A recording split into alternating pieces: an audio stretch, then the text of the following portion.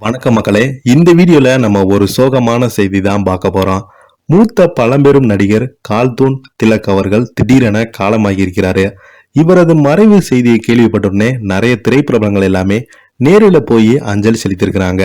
வாங்க அந்த பிரபலம் யார், அவருக்கு என்ன ஆச்சு, இதனால இறந்து போனார்னு என்ன காரணம்னு இந்த வீடியோல முழுமையாக பார்த்து தெரிஞ்சுக்கலாம்.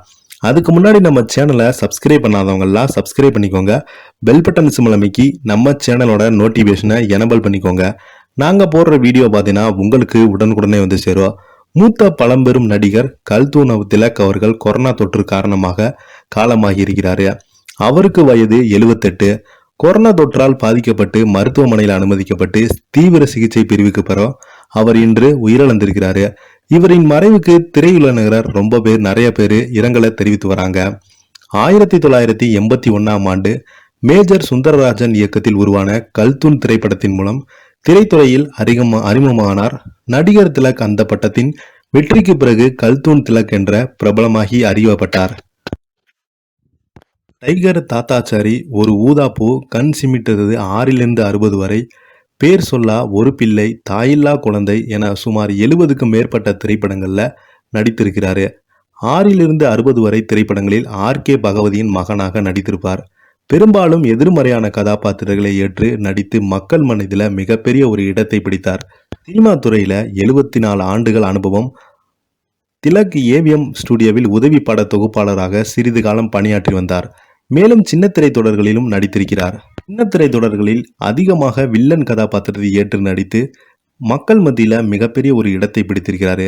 அது மட்டும் இல்லாமல் தொடர்ந்து நிறைய திரைப்படங்களில் நடிச்சுட்டு வந்த திலக் பார்த்தீங்கன்னா திடீரென மரணம் அடைந்து போயிருக்கிறாரு. தொடர்ந்து இவருக்கு சினிமா துறையில் நிறைய பிரபலங்கள் வாய்ப்பு கொடுத்து வந்தது அறியப்பட்டது. கமலஹாசன் திரைப்படங்களில் 2 திரைப்படங்களில் இவர் நடித்ததும் குறிப்பிடத்தக்கது.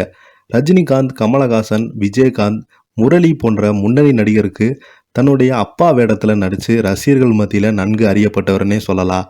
திலக் அவர்கள் ஆரம்பத்திலிருந்து மிகவும் கஷ்டப்பட்ட குடும்பத்தை சேர்ந்ததால் சினிமா துறையில் எப்போதையாவது முட்டி மோதி போராடி தன்னுடைய வெற்றியை காண்பதற்காக நிறைய அயராத உழைத்தவர்னே சொல்லலாம். இந்த நிலையில நேற்று பார்த்தீங்கன்னா நிறைய பேருக்கு தொடர்ந்து கொரோனா தொற்று பாதிப்பு, அங்கங்கே ஒன்றொன்று சில பேர் கொரோனா தொற்றால இறந்துட்டு வராங்க.